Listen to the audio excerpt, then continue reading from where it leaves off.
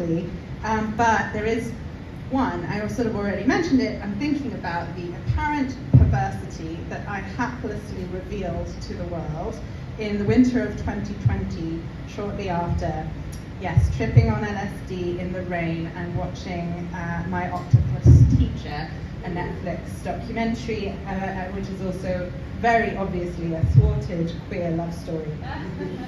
This piece is brilliant. You know, what's a great place for people to read that piece? You just have to Google My Octopus Girlfriend, because I tripled down, as it were, in the aftermath of the. Or 8-foot octuple down. Nice. I never even thought of that one. Brilliant. See. So I then also got this tattoo, just to sort of really insist I'd said nothing wrong.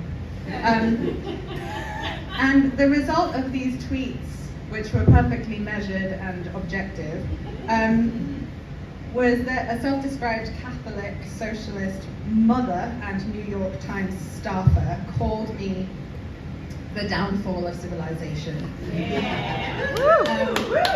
So, having said all of this, I'm going to begin by asking myself, was I sad reading Why Are People Into That? That there was no sex with lakes, there was no cephalopod admiration, no chapter on multi-species eros and eco-sex. And actually, not even.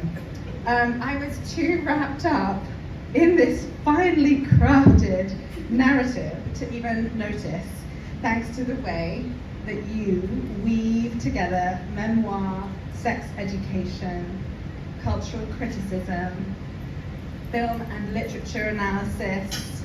It's really wonderful. There's a really good read on Lillian Fishman's Acts of Service that I'm grateful for. Beautiful erotic lyricism, such as what you just heard.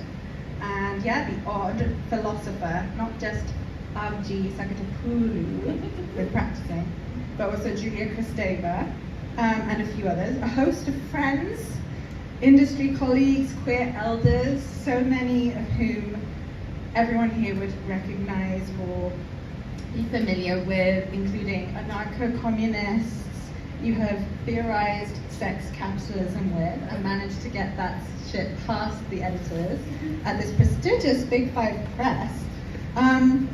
And people you've made feminist sex worker anthologies with, people you've done live shows or sex shop skill demos with, people you've had on your podcast, people you've made zombie movies or comic book graphic art with, and people you've been regarding as comrades or mentors. So people like Lorelei Lee, Rogelio Ruckus, Cleo Dubois, Corey Moore, Barbara Corellas, Carol Queen, Gail Rubin, Samuel Delaney. It's a really beautifully communistical book in that sense.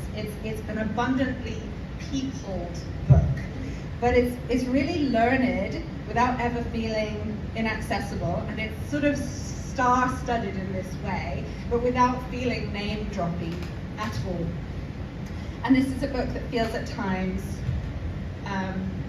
like it's not so much about kink in the sense of micro-interest, although it is about kink, of course, as in pleasure technology.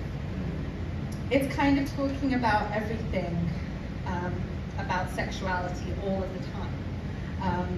It's often grappling with quasi-universals about the human animal, even as it speaks sort of under one banner after another, moving from one supposedly niche interest to another, although inexplicably octopuses are not on this list. It's from feet. It's okay. As I say, I didn't notice. From feet to spanking, to consensual non-consent, to fisting, we've just heard, to cash, and there's also sploshing, bimbos, and cannibalism and more. And I'm just going to pause on cannibalism because everybody fucking loves cannibalism.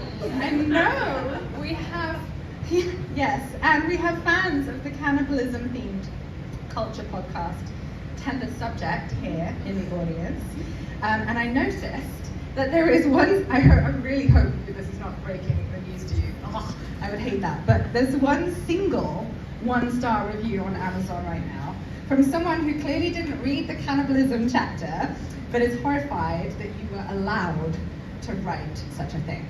And perhaps, who knows, is the lady with us on Zoom? Maybe we will get into why exactly it is that we so often say to each other, I could just eat you, when we're compelled by one another. Anyway, I realized lately